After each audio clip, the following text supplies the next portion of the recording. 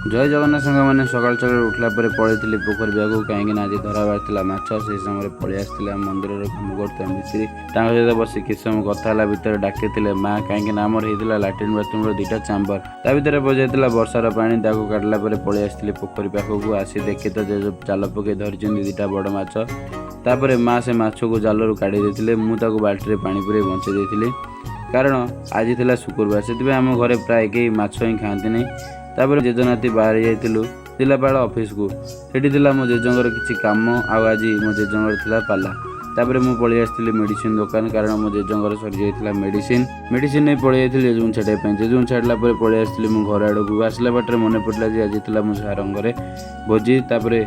पलि आसती सार घर को कहीं आज था सार घरे संतोषमा पूजार लास्ट दिन तापर मुझे पलि जाइए प्रसाद सेवन प्रसाद सेवन करदे आज ब्लॉग को एट रखुच्छी पुणी देखा आउ एक न्यू ब्लॉग रोचे जय जगन्नाथ।